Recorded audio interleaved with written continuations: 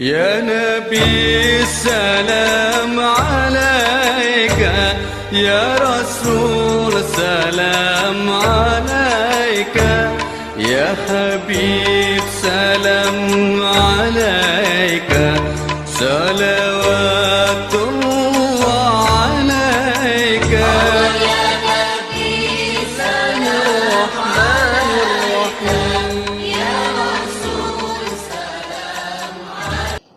Bismillahirrahmanirrahim. Assalamualaikum warahmatullahi wabarakatuh.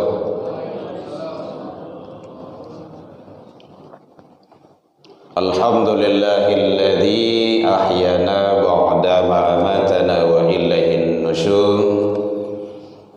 Ashhadu an la ilaha illallah wahdahu la syarikalah wa ashhadu anna Muhammadan abduhu wa rasuluh sallallahu alaihi wasallam la nabiyya ba'da amma ba'du. Hamdan wa syukran lillah, seluruh puji dan syukur kembali pada pagi hari ini kita ucapkan kehadirat Allah Subhanahu wa taala. Alhamdulillah biiznillah wa qadarullah. Dengan izin Allah kita masih diberikan umur panjang. Alhamdulillah. Mengantuk Bu? Nah. Sampai pagi hari ini Allah masih berikan kepada kita kesehatan, insyaallah zahir dan batin, walaupun gak rangki-rangki seketik, badan lah mau dipakai kan macam-macam. Itu biasa sunatullah, kita syukuri.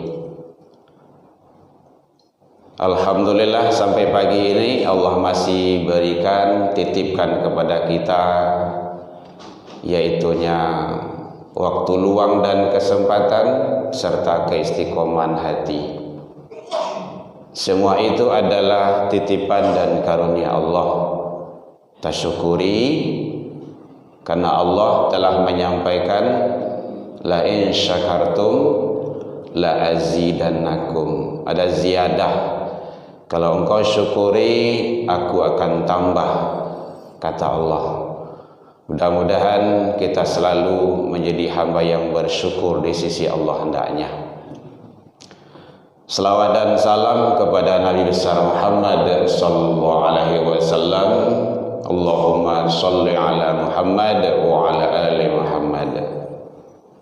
Bapak Ibu pengurus Masjid Nurul Ikhlas yang hadir, yang sama kita hormati, Bapak Ibu tokoh masyarakat, tokoh agama, tokoh pendidikan, imam-imam kita, semoga beliau sehat selalu, umur panjang, penyakit jauh, segala urusan kita dimudahkan oleh Allah Subhanahu wa taala hendaknya.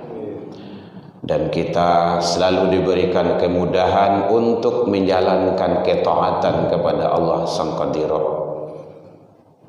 Bapak Ibu hadirin kaum muslimin rahimakumullah, mengisi waktu luang kita, subuh kita.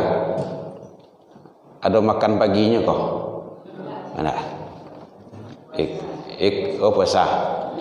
Mana tahu kalau ada. Kalau enggak dibungkui kan sah dah. Bapak Ibu hadirin kaum muslimin rahimakumullah. Ini kali yang keduanya.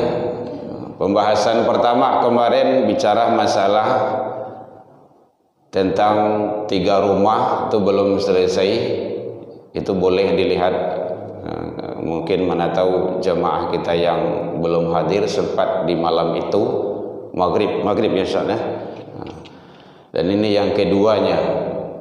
Ternyata Bapak Ibu hadirin kaum muslimin, pendidikan itu adalah sangat penting sekali dalam membina generasi dan anak-anak bangsa. Karena anak itu adalah lahirnya dari keluarga. Titik sentral awalnya itu adalah dari keluarga. Maka oleh sebab itu keluarga sangat menentukan nanti kondisi dan situasi anak keluarnya ke depannya. Makanya malahan Nabi menyampaikan dari awal saja, awal mulai mencari jodoh mantu itu sudah diatur, sudah diajar, sudah dibimbing di dalam agama. Karena nanti berawal dari sana. Kata Rasul, tunkihul mar'ah li arba'in. Nikailah wanita itu 4 syaratnya.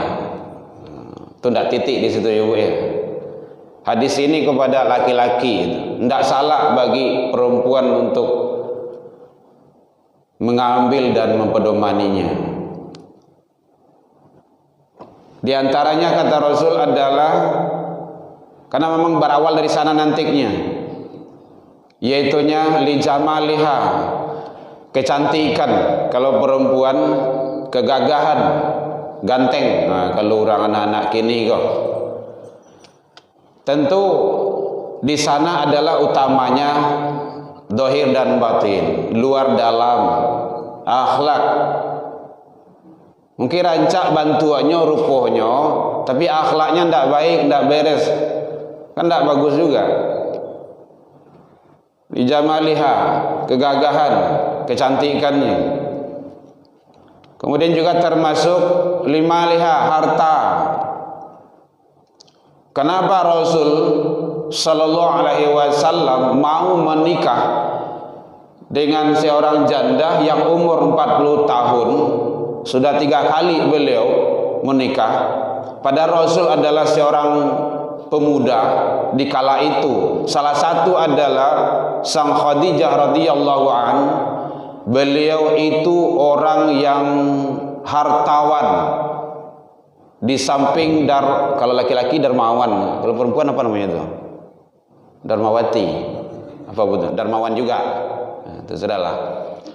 Orang kaya tetapi siap mengorbankan, menghabiskan harta beliau fisabilillah, pada jalan Allah.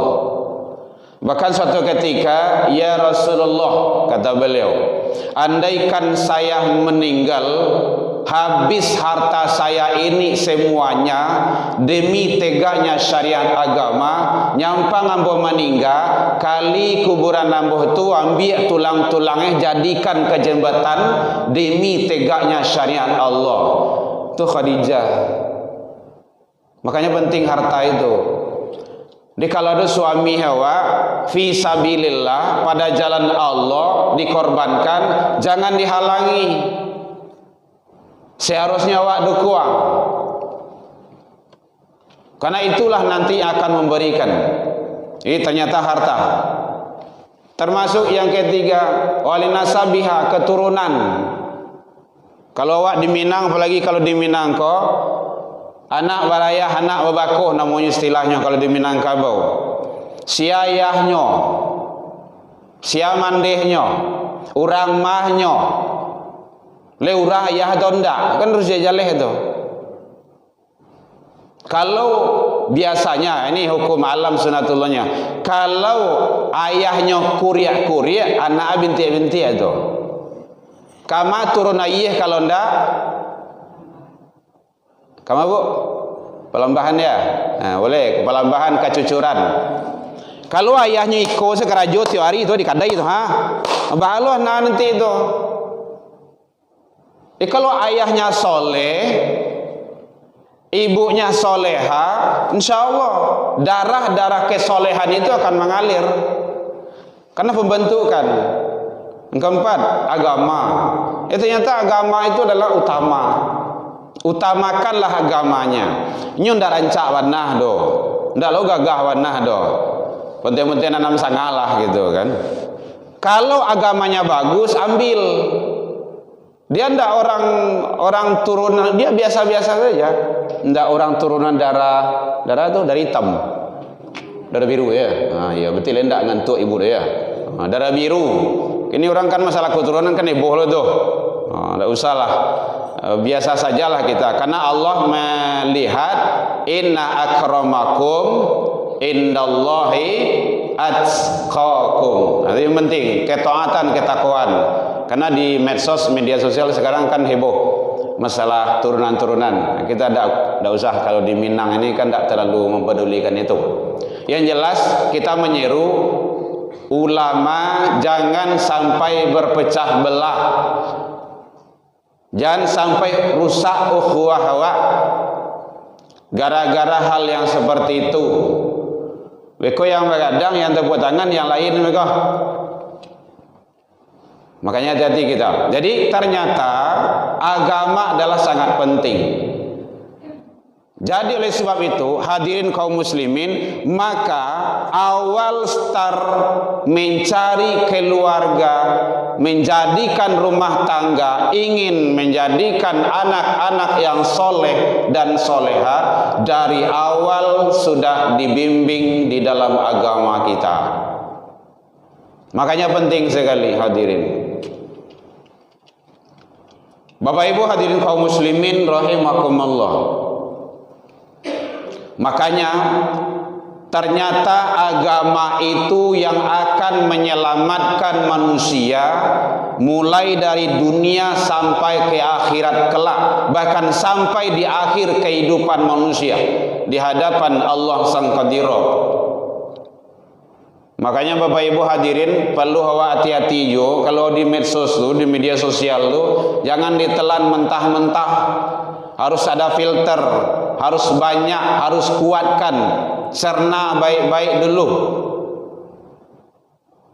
Jangan serta-merta kita terima langsung, karena nanti itu akan membawa akibat yang tidak baik terhadap pola pikir kita. Kalau tidak sesuai, tidak usah. Makanya kemarin sudah disinggung sedikit 3 rumah untuk menjadikan anak-anak kita, generasi-generasi bangsa kita ini baik ke depannya, kembali kita fungsikan. Kalau lagi difungsikan, maksimalkan. Kalau di Minang tambah cila itu rumah gadang, rumah tangga, rumah saji atau masjid, rumah ibadah, rumah sekolah, tambah kalau di Minang sih rumah gadang. Itu ada itu. Kalau itu difungsikan, insya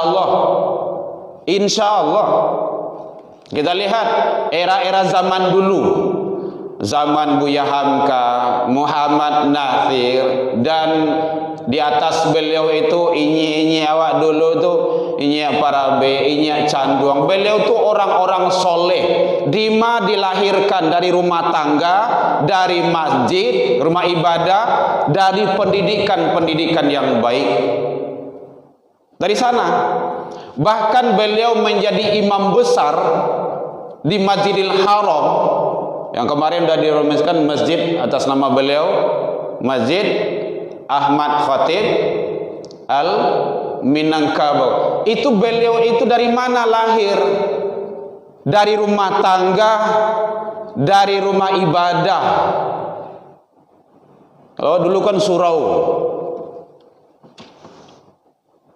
Nah, kalau kini itu kan susah. Kalau tidak ada peraturan dari Pemko untuk wirid remaja, tidak ada wirid. Dia ada wirid kalau dia imbau le dulu di hari-hari le dulu. Jadi oleh sebab itu hadirin kaum muslimin, mari kembali kepada kita. Bagaimana kita menjadikan anak kita anak yang soleh dan soleha, start dari rumah tangga. Jadi bapak-bapak, ibu-ibu, kalau ada nangka mencari mantu, nangka menambah, cari mantu itu makasihnya beberapa orang, maka utamakanlah agama. Janganlah berasuk ikulah itu, jangan itu dilihat. Yang kadangnya rental bagai kan, yang pinjam sebagai. Agamanya bagaimana? Nah, kalau ingin pengisinya maghrib ke rumah, menjelang maghrib itu sudah ke rumahnya. Azan maghrib orang di masjid, di musola, lagi ke rumah saji itu enggak. Atau pulangnya. Karena agama itu menentukan. Bapak Ibu hadirin kaum muslimin rahimakumullah. Jadi oleh sebab itu, kenapa begitu pentingnya start dari rumah tangga? Karena dari rumah tangga itu bibit-bibit nanti akan ditanam dan akan berkembang. Maka yang laki-laki, terutama para remaja, carilah sawah, tempat yang akan kita tanam itu yang memang betul-betul bisa mendidik, bisa mengarahkan. Makanya penting itu ilmu. Dan semuanya itu kembali kepada kita, kepada laki-laki, itunya kita adalah sebagai pemimpin utama.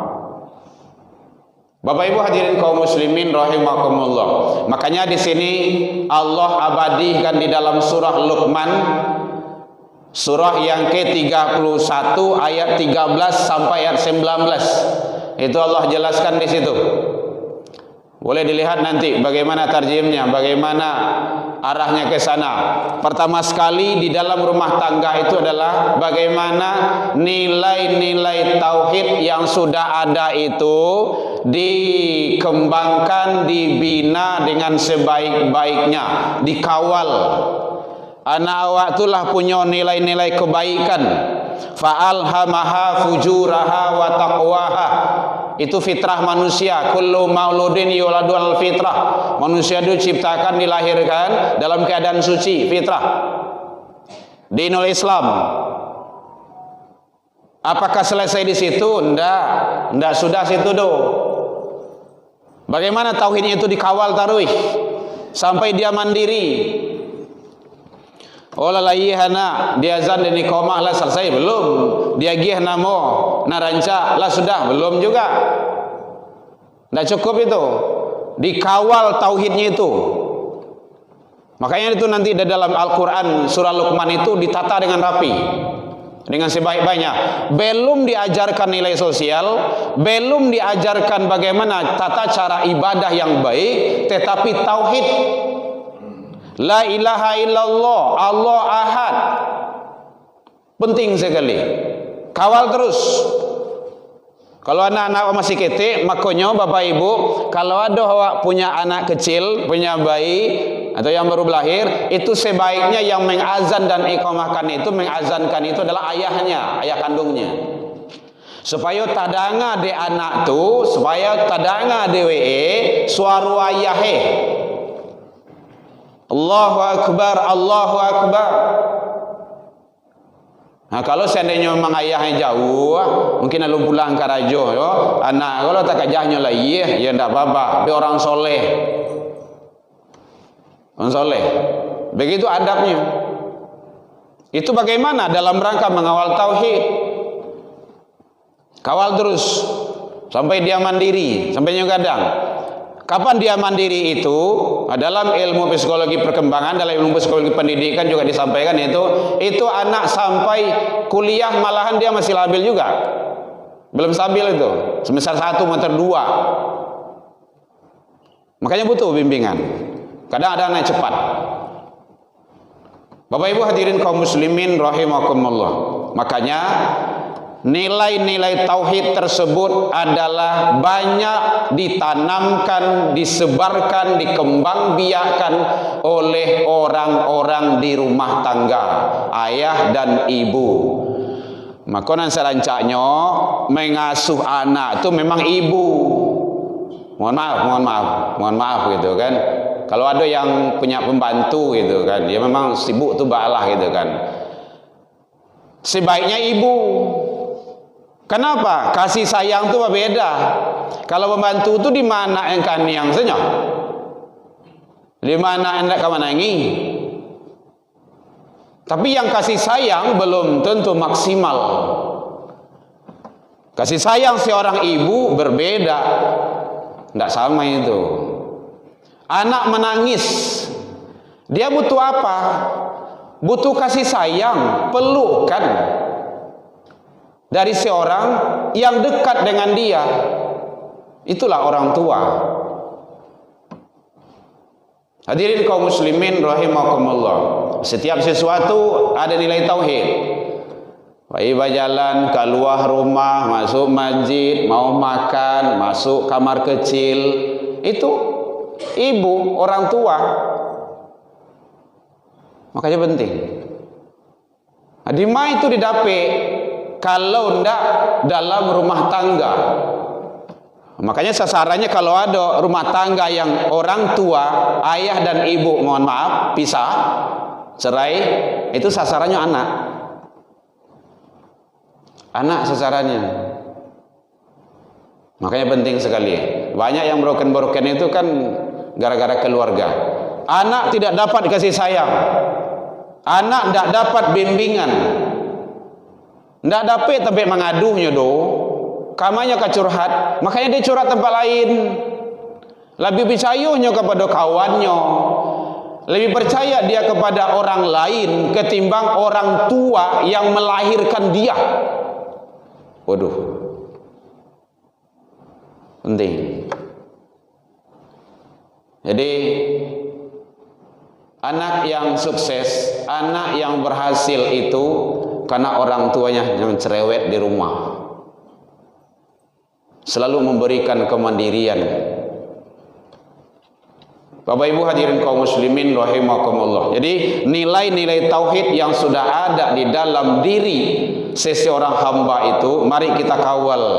Kalau ingin menjadikan anak awak anak yang soleh, tantangannya kini banyak Bapak Ibu, sangat banyak mana. Kemarin kan kita sampaikan juga itu narkoba, perbuatan maksiat lainnya, LGBT, perbuatan-perbuatan asusila lainnya, pacaran. Adalah pacaran kau yang islami bagai. Ini macam-macam itu. Tidak ada yang pacaran yang islami do, yang ada syaitani. Masa pacaran islami loh? Ada itu. Padahal awal itu kan sudah disampaikan la taqrabul zina. Makanya penting anak-anak awak dikawal, diawasi dengan cara baik. Anak laki, anak perempuan. Kadang-kadang dulu mengawasi anak laki dengan perempuan itu susah bergaulnya. Kini malah laki-laki sama laki-laki. Lah nikah lo nyobagai, pakai surat nikah lo, pakai itu gambar burung garuda lo di siku tu. Masuk ke WA ke petang tu. Laki-laki sama laki-laki, burung garuda itu kan di mana tu? Akan gawat itu. Mulai dari dulu di zaman Nabi Lut itu sudah dihindarkan, dikutuk, tidak pernah dibuat oleh manusia sebelumnya. Kinilah dibuat. Adalah seseorang yang sudah memberikan kebijakan boleh anak-anak sekolah tu pakai alat kontrasepsi. Entah di mana daerah tidak mengerti lo ada.